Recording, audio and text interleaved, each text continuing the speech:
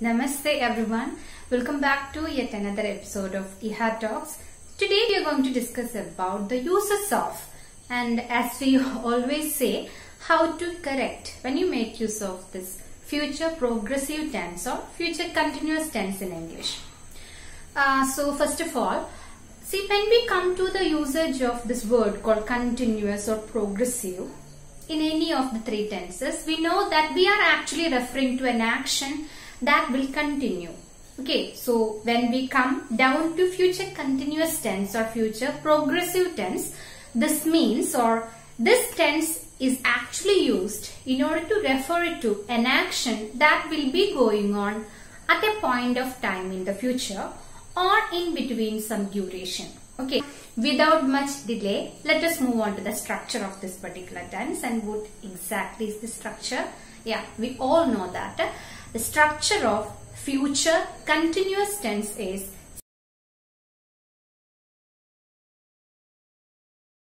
subject plus will or shall plus be plus base form of the verb plus ing plus object. Okay, simply I can also say it like this: subject plus will or shall plus be plus ing form of the verb plus object. The verb over here, the form of the verb over here should always be in V1.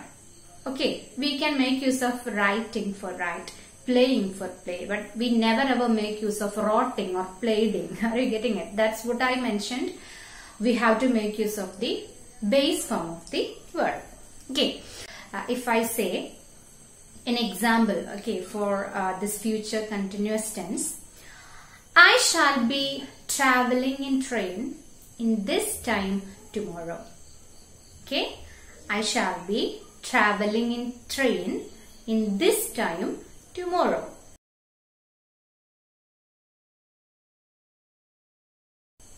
Then again, when you move on to another case, an example is also possible like this: she will be arriving home next month.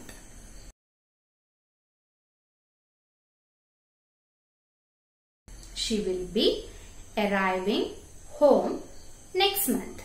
Okay, so both these sentences are, tense form is the same, but of course there is a slight difference in the sense that is being conveyed in both of the sentences. See, if you just come on to what is the meaning of this will and shall, I had already shared the idea in my former video, but still, if you just take will and shall together, both will and shall, if you convert it into Malayalam, takes the same meaning.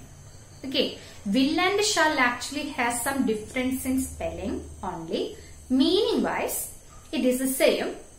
I will see you means Njan ninne kaanum.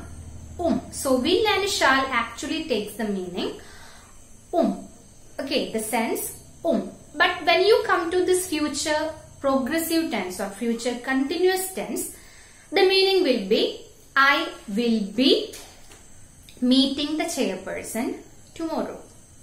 Okay, so over here I am actually talking about a plan.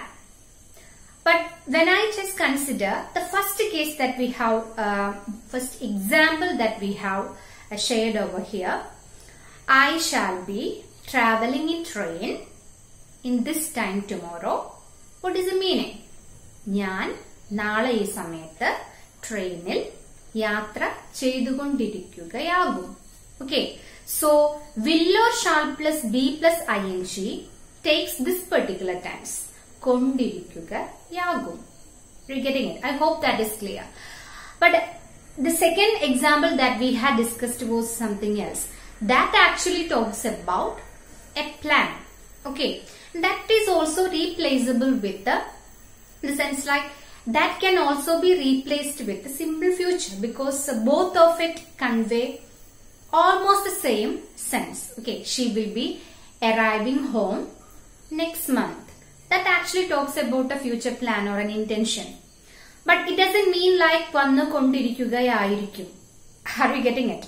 Okay, so the point is you can actually make use of a simple future or future continuous in order to convey that sense. She will come next month. She will be coming next month. Both of them actually shares the same meaning.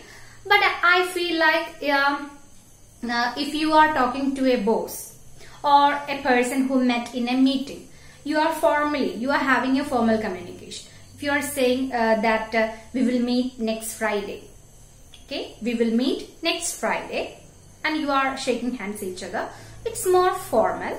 But if you are leaving a friend and you are literally making use of the same sentence with the friend, we will be meeting next Friday. We're getting it. We will be meeting next. That is more cordial. There is some warmth in it. So anyway, both can be used. Okay. And yeah, of course, it depends upon the way you want to make use of. Depends upon the relationship that you have with the person. Or you can also say that you already have the simple future. Then why should we make use of this future continuous if both of it convey the same? Yeah, that is puzzling about English language. We actually have certain tense forms which are actually repetition of the already existing one, which are in more simple structure. So you can literally make use of the more simple or the best thing that you remember. Okay, or that comes to your hand when you make use of this language.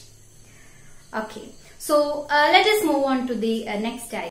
Coming over to the discussion of whether it undergoes any change with the subject. If you are making use of I or we, then you have to make use of shall. In all other cases, okay, all the singular subjects and all other plural subjects, you can make use of will. But at present, we are making use of will with I and we. Okay, so actually you needn't bother about whether subject is singular or plural in the case of a future tense. But of course you remember, if you are making use of shall, then do make use of I or we. Okay. One more idea I just want to add to this session is this. It's actually a traditional way, okay, that we make use of will and shall in the structure of this particular future tense. It is always there, okay. But if you just refer to the modern books and all, okay, we have the structure like will be plus ing form of the verb and object. So it is all because shall is always there, and we know that shall always goes with I and we.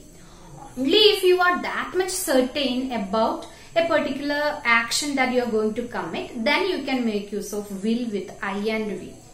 That was the traditional way of using that.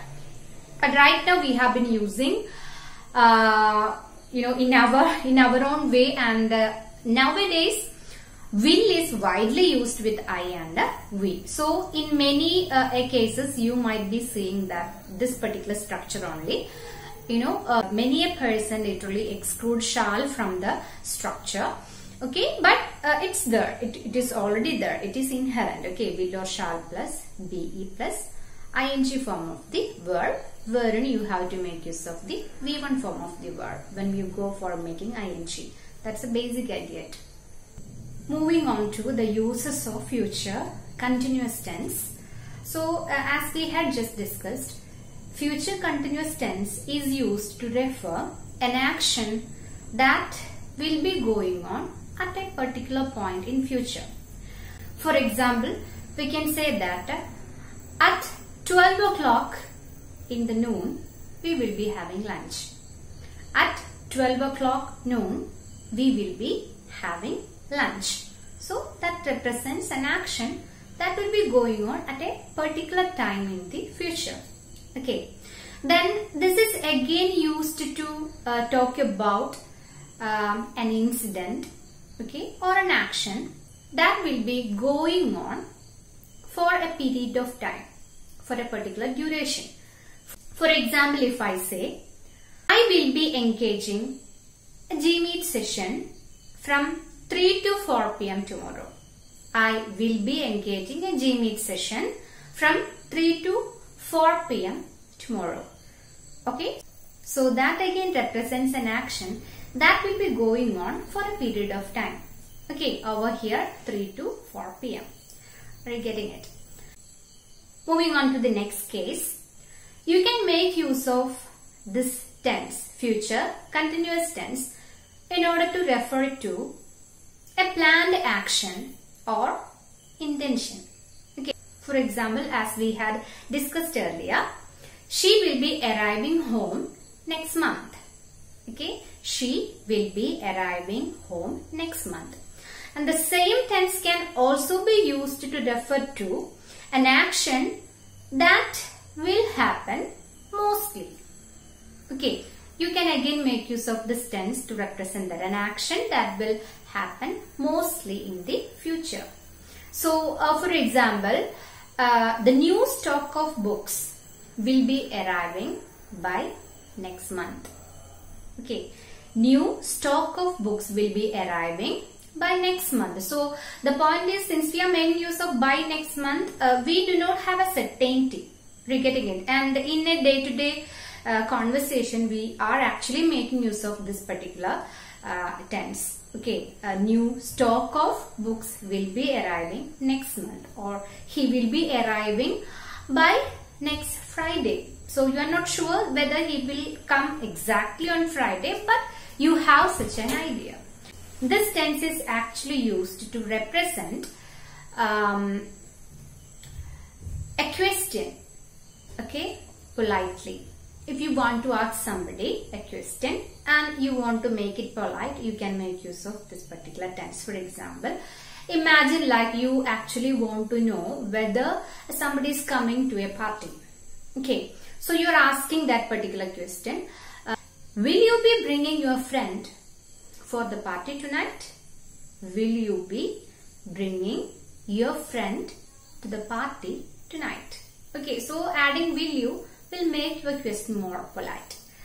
Then the next case is, of course, see, we actually make use of perfect continuous tense, present perfect continuous tense, in order to make use of an action that was continuing, okay, in the past, and an action that is actually happening right now too. So for example, if I say, I have been living in Mumbai since 2012. Okay, I have been living in Mumbai since 2012. So what does that mean? That actually means like I have been living over there, okay, and right now at this point of time too, I am still staying over there. But if you want to talk about an action that is actually existing and something that will continue to exist in the future too, okay, then you can make use of the future progressive tense. Are you getting it? So an example will be like this. I will be living in Bombay for next 20 years. I will be living in Bombay for next 20 years. So I am residing in Bombay and I will be residing in Bombay for the next 20 years. Are you getting it? Well, the next idea is this. When you want to represent simultaneous action, okay, that will be happening in the future. For example, if I say, she will be watching TV and I will be cooking dinner. Okay, she will be watching TV and I will be cooking dinner. Then another case is, many a time, imagine like you are going for a party and you have many expectations of the same. We actually share all this with our very intimate friends in our friend circle and all. So imagine such a kind of a situation. You are actually making use of future tense over here in order to talk about the atmosphere in the future, atmosphere of that party in the future. For example, you can say, when we arrive for the party tomorrow, everybody will be celebrating, everybody will be dancing. You're getting it?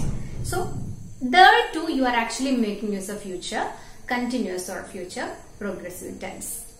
And one more idea that I just want to add before closing this session is just this. do not make use of this particular tense with the stative verbs. And I believe you know what are stative and what are dynamic verbs. These are two categories. I had mentioned this case of stative verbs in the former class. For example, the very word guess. Okay, you shouldn't make use of guessing. I will be guessing. That's a wrong usage.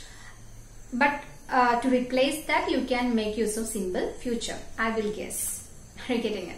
So avoid making use of the future continuous tense with the stative verb.